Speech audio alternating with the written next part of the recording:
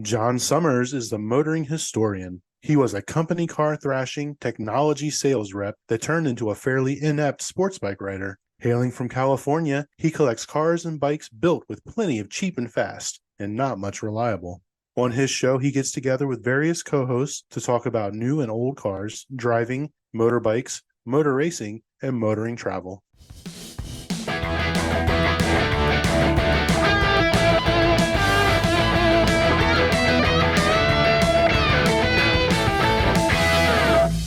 Good day, good morning, good afternoon. It is John Summers, the motoring historian.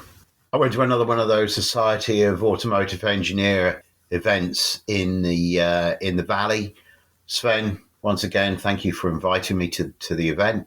And listener, if you're interested in this kind of technology futures niche that I'm falling down, which as a car lover is a bit depressing, but if you are interested in it, there are other episodes in my archive that cover LIDAR and Vallejo, were the people that talked about that.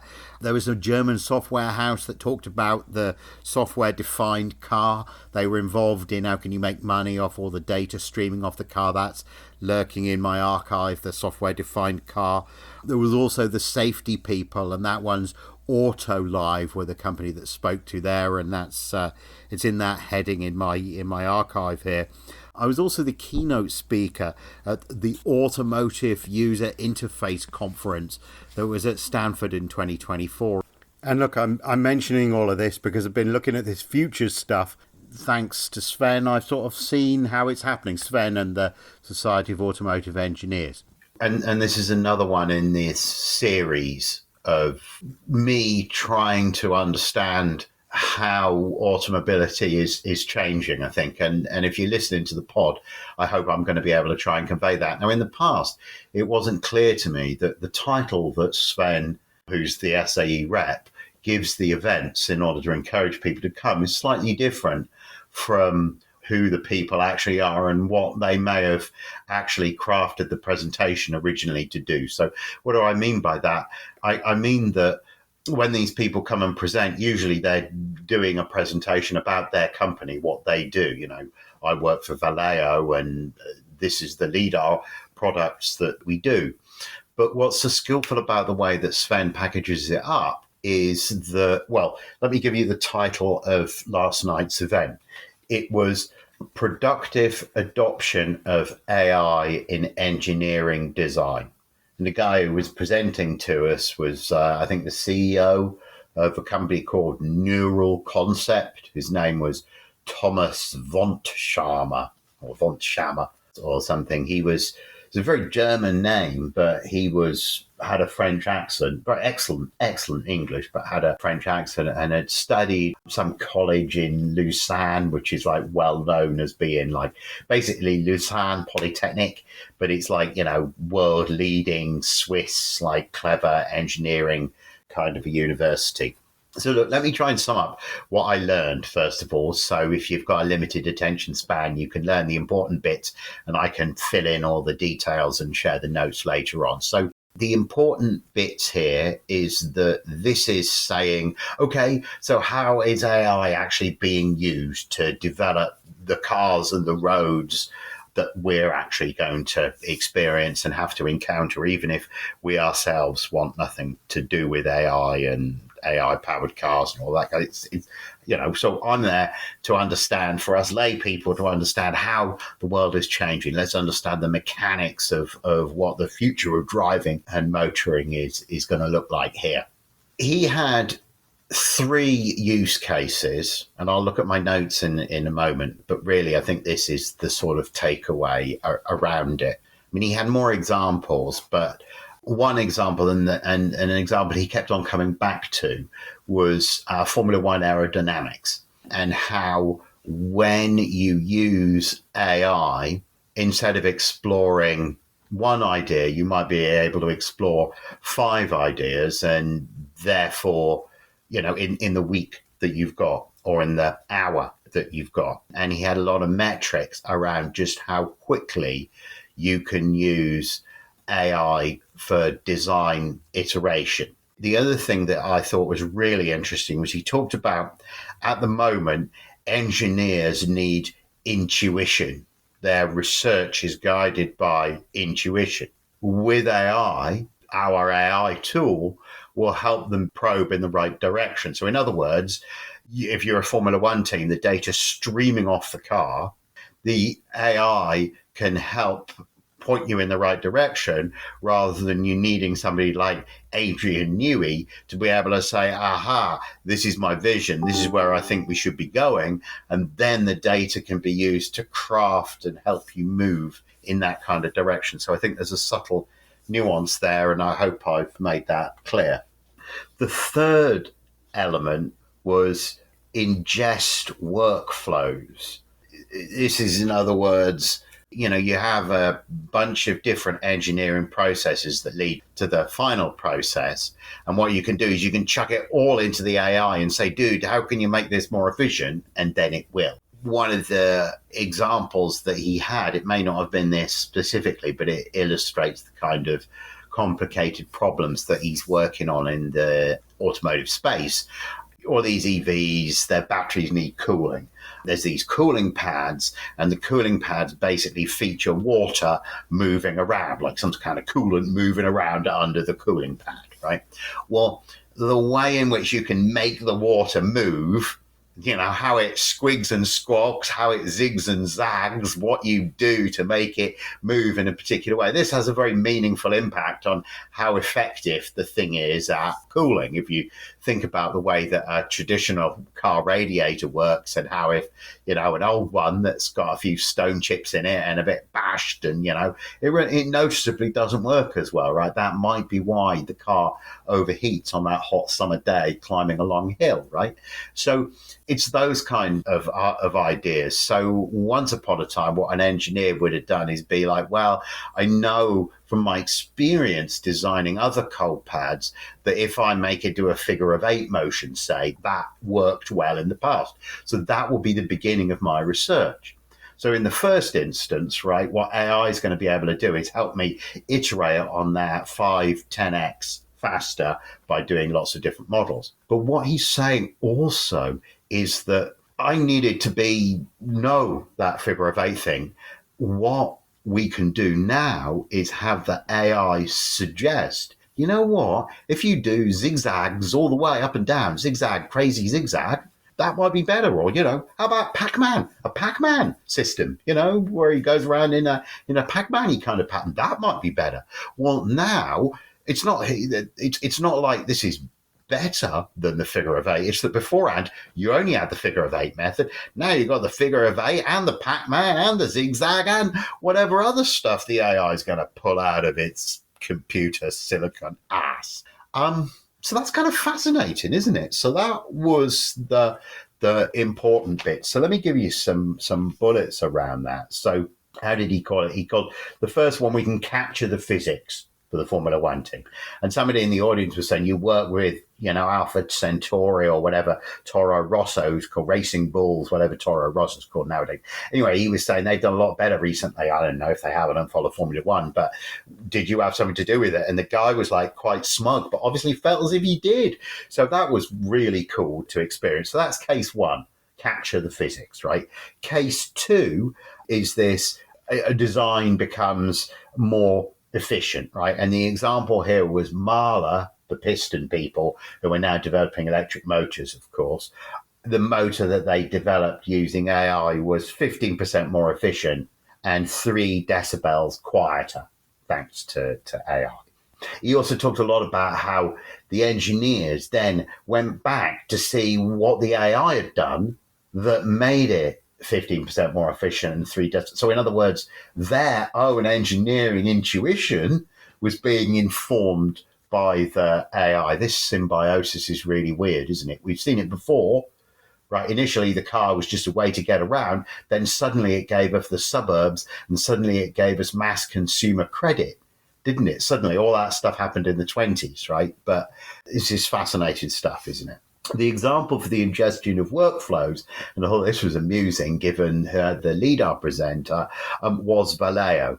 And the idea of their product is to unite these sort of 3 efficiencies together. So that was the sort of cliff notes.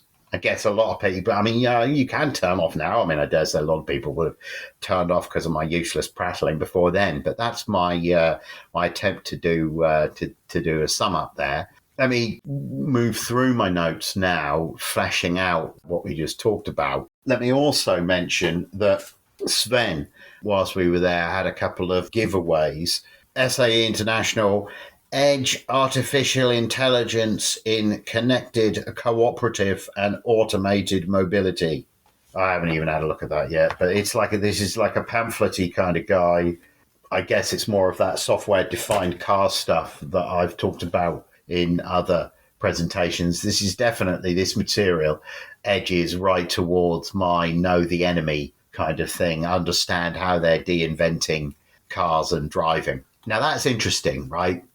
Funny that I thought of that, because they laid on nice food. Thanks for that, Sven. And after I scarfed the nice food, I was hovering about to sit down, and somebody struck up with me, and I thought I recognized him, and he was like, I know you. And it was one of the people that I presented to when I went and presented 5 great BMWs to BMW's group of designers in Silicon Valley there. He was one of the people that had attended. And in fact, I was thinking of him just recently because he had been involved in the development of the BMW S1000RR Uber sports bike.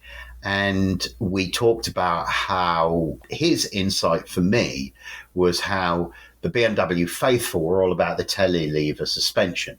And of course, the S1000RR was away from that. It was, we're just going to do things the way basically the Japanese do it, with the upside down conventional forks. And, you know, BMW engineers felt that their telelever solution was better. So there was resistance around that internally. So the S1000RR had to be a knockout, because just internally it would have crippled the careers of people involved had it not been. So he's passionate about the S1000RR, was really pleased that I'd included it in my list of 5 great BMWs. He showed me he'd recently been to Munich. There was a BMW Design classic studio, and he was scrolling through the photos that he had until he landed on the PK era Brabham BMW Formula One car, which had been another one of my great cars that I just felt showed like BMW's immense design superiority twice in Formula One. With that Brabham BMW of the early 80s, this was basically a BMW 2002, 1602 block with a special head on it that could take the turbo, and those crazy statistics, that 1500 horsepower statistic that you always hear being bandied about the turbo era of Formula One cars, that was BMW inline 4 that produced that statistic. My understanding is as a flash reading. So, certainly Senna's Lotus Renault of the mid 80s, they reckoned 1350 in qualified trim. People may know more now. I've not been on the forums. That's a different kind of rat hole. But yeah, so I was chatting with this BMW fellow. He was showing me these pictures of these awesome classic BMWs and saying that he'd thought of me. I was musing on my role as influencer. And as we were stood there, Sven was like, you can take all these books away. Well, people rushed up and took away all the books. So the Edge Artificial Intelligence pamphlet was the only thing that I got from the pamphlets. And the only book that I got was this biblical looking tome, which is entitled Transport Transitions, Advancing Sustainable and Inclusive Mobility, Proceedings of the 10th TRA Conference 2024, Dublin, Ireland, Volume 2, Sustainable Transport Development. Now, this is full-on know thine enemy stuff. This is, if you're familiar with the way that modern cities are creating exclusion zones by putting bollards and corralling cars into lanes that are wide enough for the cars but that extra space that there used to be for you to cut the corner a little bit. Now there's room for pedestrians to stand in the road, or in the case of San Francisco, fentanyl addicts to fall in the road in that space, and they put these annoying bollards around and all of that. These are the people who are creating the theory, but behind that. Another one of these pods that I did when I was asked to do a keynote at the Auto User Interface Conference in 2024 last year. A number of the sessions that I went to focused on this kind of sustainability and so on. It really feels to me a lot like, well, think about the way that cars of the 1960s were, and then compare them with the way that cars of the 1970s had those big ugly bumpers and big pillars and were heavy and were unresponsive and detuned, and really the whole freedom of design and freedom of expression and the sheer joy of motoring, it left, didn't it, at that time? Well, that I feel like is what's happening with these people who are doing this. It's interesting that Sven should sit at the nexus of both of them because it's all traffic technology. It's interesting that the AI systems that are being developed on Formula One, or one of the other applications that this guy talked about last night was this SP80, which is the water land speed record for unpowered vehicles, so for sail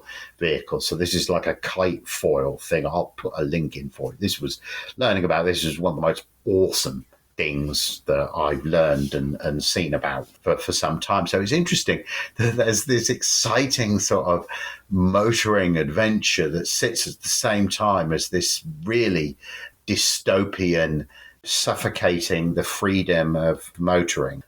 I might even review this properly. I might have a proper look through it. I've not done more than flick through it. So there, I've prejudged it, haven't I? What kind of an arsehole YouTuber am I to prejudge the transport transitions, advancing sustainability and inclusive mobility? My God. Enough for the preamble and the setting up and the setting the stage and all of that. Productive adoption of AI in engineering design. So it's AI workflow processes. So the speaker's background is that he developed some AI work processes when he was at that Lausanne college that I talked about, which became the industry standard. As Neuroconcept's about 100 people now. Automotive is their strongest sector. I've got a photo. I mean, it's basically like an open box, and all the flaps of the box are like all of the ways that the product can connect and the partnerships that they have. And then the inside of the box is their AI shit. Stuff out on the flaps of the box was stuff like, the NVIDIA core network infrastructure, which I assume is something like, the Microsoft vendor network that I sold through back in the days when I was a tech salesperson 25 years ago. I could be wrong. Could be talking out of my arse. I've included the slide. If you can be asked, go to the notes and click on it. 11 OEMs in automotive, 18 tier one suppliers. They're also managing a growing expert community, whatever the fuck that means. The next was where we talked about these three main pillars, and that was the language that he used. AI to capture the physics, i.e. what aero package should I use in Formula One, is the defined requirement, and it can really help with that. And the example that I gave earlier about the figure of eight flow or the Pac-Man flow of water around a battery cooling pack, the same, if you think of it, aero swirl, it's a similar kind of super complex modeling. In fact, another use case they had was for an architecture firm who used to build these models to create the wind tunnel effect, so that they could forecast the wind tunnel effect on pedestrians. Because otherwise, and San Francisco is a bit like this, and a lot of American cities are, the streets become, when they have the high rises, it makes like a wind tunnel kind of Venturi effect. So it's really horrible walking as a pedestrian, especially if it's raining, because it blows the bad weather right up in your face kind of thing. Well, nowadays, rather than having to make the models and take 2 weeks to get results, nowadays the AI can do it for them in 10 minutes flat. So that's another application. It seemed to me that was pretty much the same as how do you shape the aerofoil on a Formula One car. Not that different from, I'll come on to the water speed record one in a minute, because that is more complicated. Well, I'll talk about it now. It is more complicated, right? Because it's not just the shape of the foil, it's the flexibility of the foil. It's not just the shape and physics of the water, it's also the pull of the kite on the foil, dragging it along. And then there's the wind as well. So that's a really super complex piece of modeling. It's also the single coolest application. I mean, Formula One's pretty cool, but this foil SP80 water land speed record thing is so cool. So just to be clear on that, water land speed record at the moment is 65 knots. They're trying to do 80. He was saying last night they've got up to 55.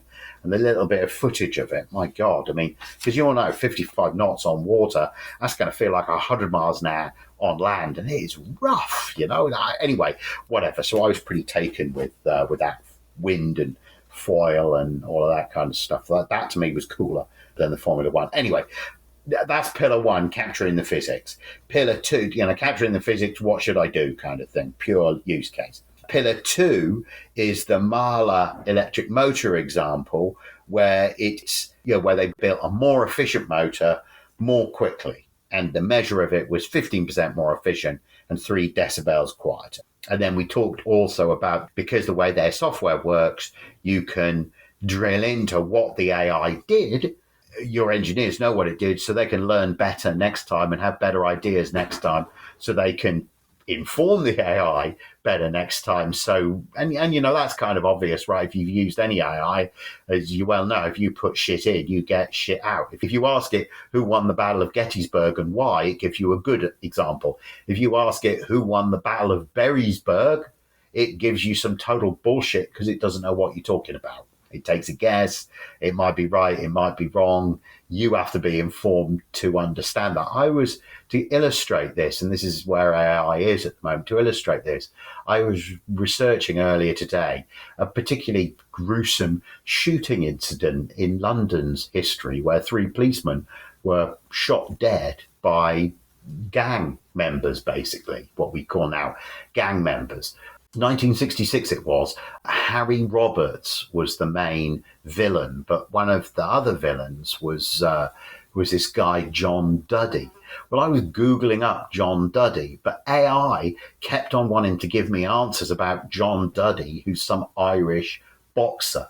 So that illustrates how, if I hadn't have been on the case to say, no, not John Duddy, the Irish boxer, I mean John Duddy and Harry Roberts, who were involved in this rather unpleasant shooting incident in London in the 1960s.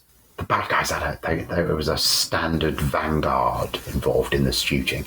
If you picture it, Google up a standard Vanguard. I mean, the car's as ugly as the story and the people involved in it, and it gives you a real feeling of this sort of Guy Ritchie craze kind of underworld London. But it was still shocking because it was a shooting. I guess at that time villains used like knives, or one of the three that went to jail, that didn't actually shoot any of the cops but went to jail anyway.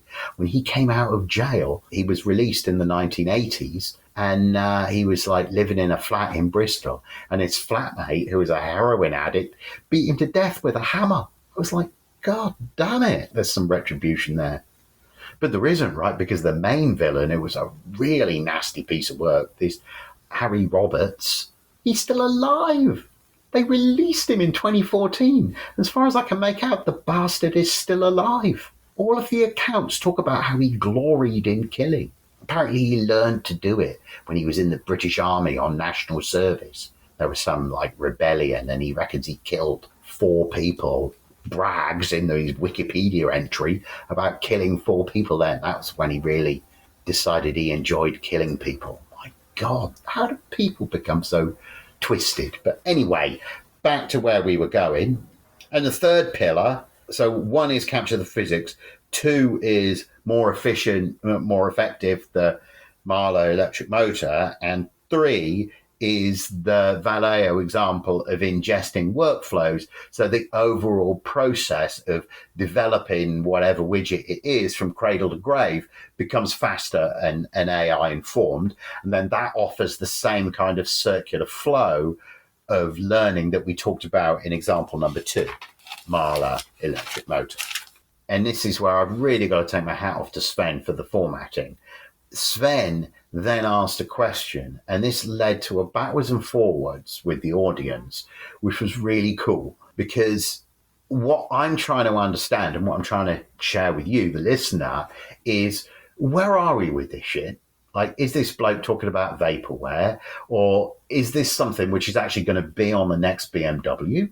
Like, because there's 3 guys from BMW sitting right over there, and the campus we're on, like opposite across the road from the building we were in, was Ford's base in Silicon Valley. So there were probably Ford people there as well. I mean, I don't know. Nobody was wearing a Ford badge. I mean, everyone's just wearing like engineer Silicon Valley neutrals, aren't they? You know, the Rohan pullover and the jeans kind of thing. But anyway, yeah, Sven had a question about AI versus traditional simulations. And i.e., why would I use AI instead of a traditional simulation?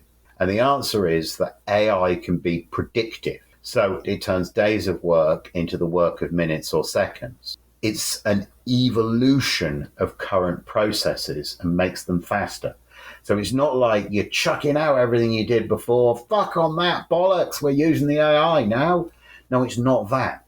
Rather, it's looking at your current products, allowing the AI to ingest the workflow, and then looking at what efficiencies it might suggest. And I find myself thinking as I'm saying this, the evolution of sports bikes. And there's a Jigsaw video, which I'll add a link to, which shows the evolution of the Suzuki GSXR.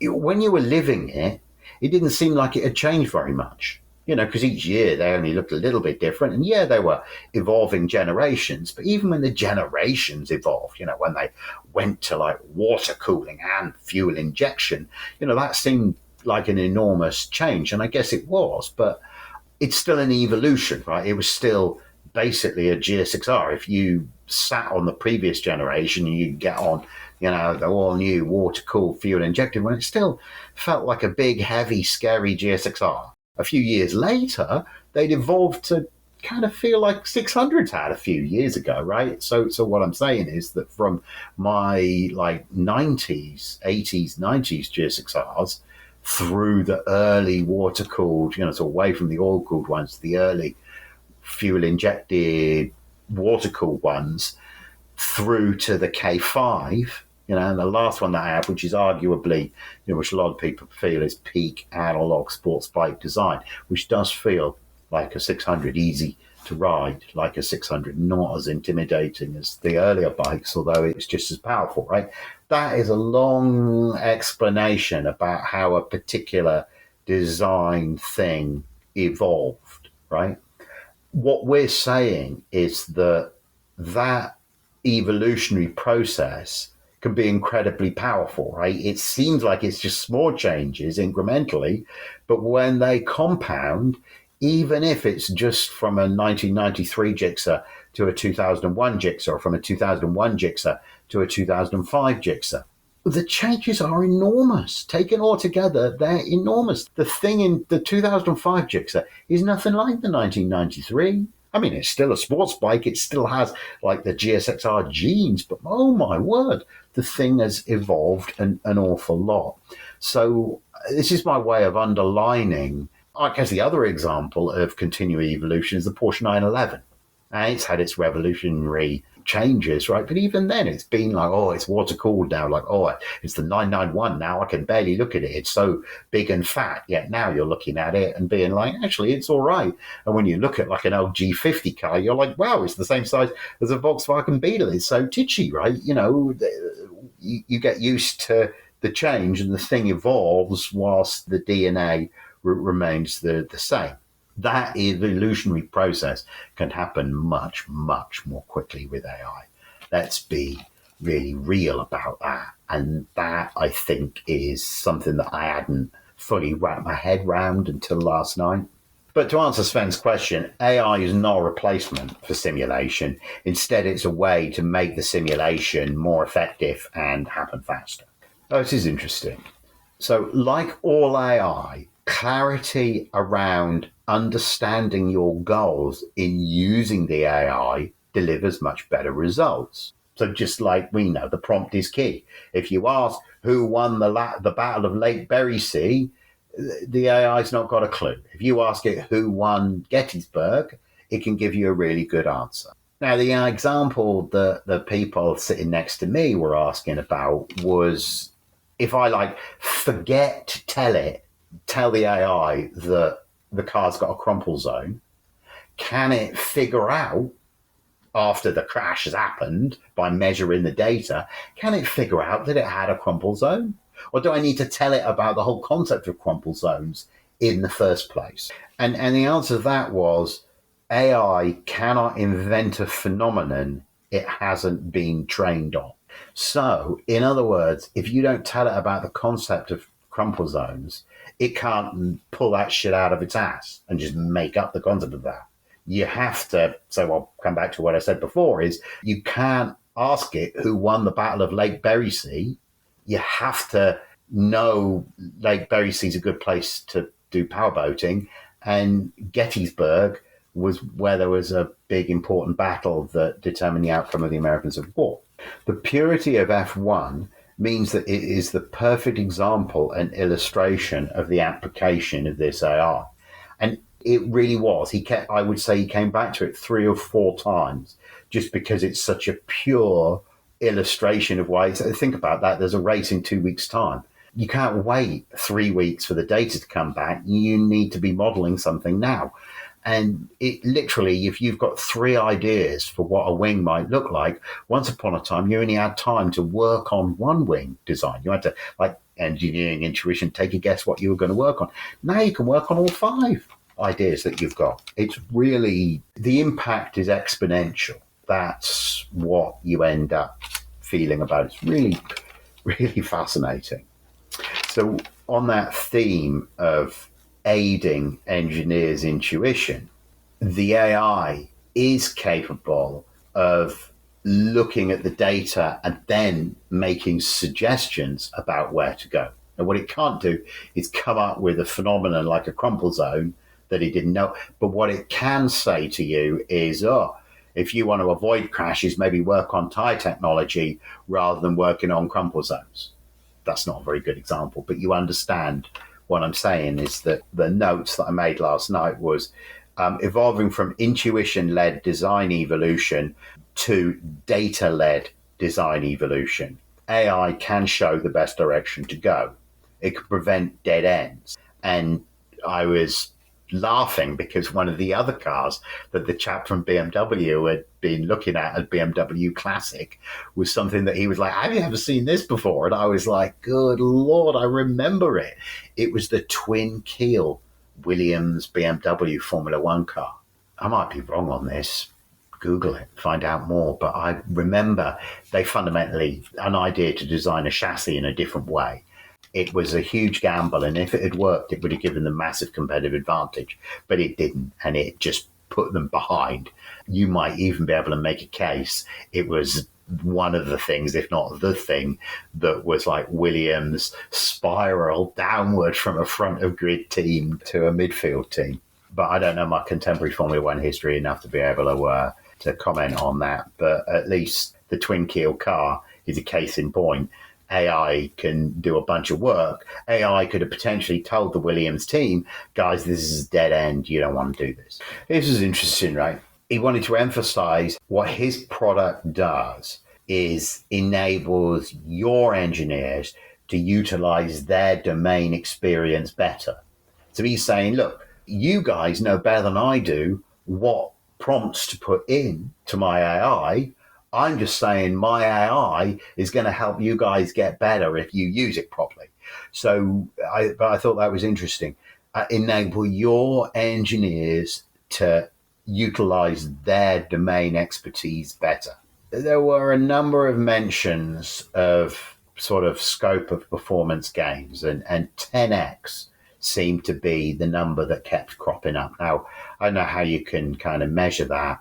Maybe it's like, Malcolm Gladwell's 10,000 hours before you achieve like symbiosis with the machine and what you're doing or whatever is 10,000 hour theory is. I never read the book, sadly. The point is that they're not suggesting that it's going to like make you 50% more efficient. They're suggesting really orders of magnitude. And, I think it's the recognition of that potential that might explain why the tech companies are falling over themselves to have the lead there, because they see the productivity gains that are going to be had. I mean, the rest of us just see mass unemployment, don't we? But there you go. At least when people are unemployed, they always do productive things like fishing. They don't do things like get involved in stupid revolutionary politics, but we won't go there. We talked a lot about this concept of the black box.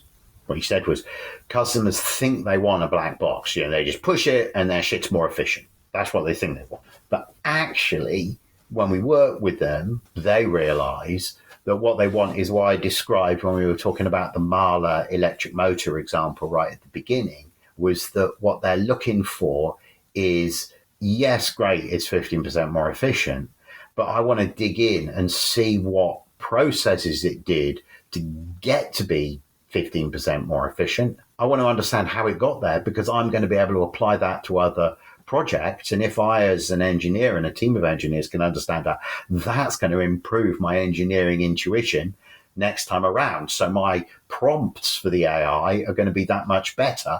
So it's going to be this flywheel effect, isn't it? That, I mean, when you think about what that means sort of down the line for the speed and efficiency of any and every engineering project, it's kind of mind-boggling, isn't it? And there were a bunch of questions that were kicking around the topic of, do you tell the model of physics, or do you let the AI look at the data and work out the physics itself?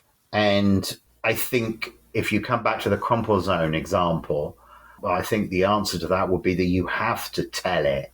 If you built a crumple zone on the car, you have to tell it about that. If you're trying to set the water speed record, you have to tell it that, yeah, the craft itself can bend a little bit. It's not just about the wind and the water. The craft itself might bend a little bit. You have to tell it all the parameters, don't you? In fact, right, if you think about my example of John Duddy, when I first surfed on John Duddy, I was using Google's Gemini. What it gave me was the Irish boxer.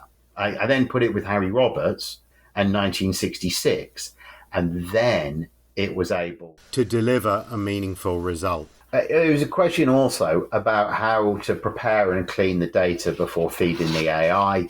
And of course, there was the general feeling in the audience that was sort of the bread and butter of any AI project, was how you feed and clean the data properly.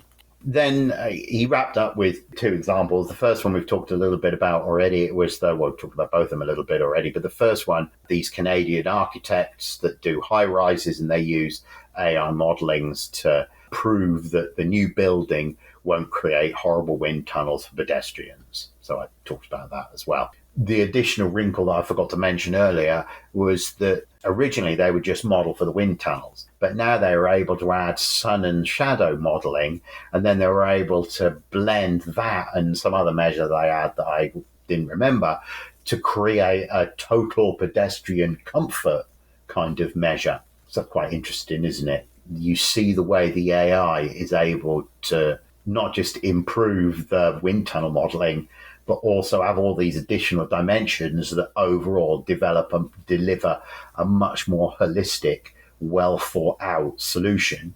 But none of it's possible without an engineer giving it the right prompts.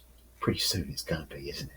Let's be clear. I mean, we're all engineering our way out of a job here. Apart from these SP80.ch water speed record fellows, right? That's going to be the future, isn't it? Everyone's going to be busy doing water speed records and fixing vintage motorcycles, aren't they? They're not all going to be involved in pointless politics. I just want to say as well, just with this thought, right, the way the Romans dealt with this was the corn dole. And I thought of that when Andrew Yang came along and proposed his like minimum wage. And on the face of it, you're like, Andrew Yang, pass me the bomb, man. What kind of hippie bullshit is that? And then when you stop and think about it, it's like, it is the way the Romans controlled their unruly populace. So it's the unpowered water speed record that these SP80.ch guys are doing. As I said, the record now stands at 65 knots. Their goal is 80 knots. It's a hydrofoil kind of design, if you've not had a little look at the clip or the thumbnail image here. The physics of the field is extremely complicated because of the multiple factors. The kite's pull, the resistance of the water, the shape of the water, wind blowing across the foil and the surface of the water itself, the shape, stiffness, and friction coefficients of the foil itself. So an interesting project. And then to wrap up, a really interesting thought that it just leaves your jaw like dragging on the floor a little bit, because I just hadn't thought of it in these kind of terms before. But this is a good way actually to just wrap up my whole little session here. It's that the product works mostly off graphics, 2-dimensional or 3-dimensional. It doesn't use words and numbers so much. And in fact, when somebody asked about that, he made the point that there were many other applications that could do words and numbers better than his. Like, it was a bit of a like, wasn't it obvious that was what we do? Like, we can do these 2- and 3-dimensional objects instead of just words and numbers. The future, my word, the future is a mind-boggling place, isn't it? Thank you, Drive-Thru.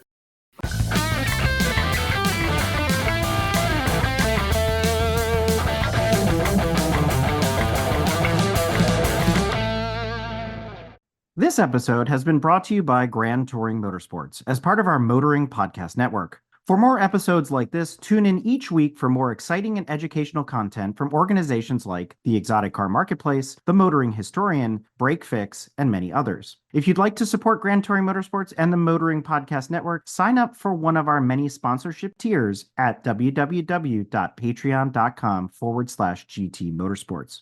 Please note that the content, opinions, and materials presented and expressed in this episode are those of its creator, and this episode has been published with their consent. If you have any inquiries about this program, please contact the creators of this episode via email or social media as mentioned in the episode.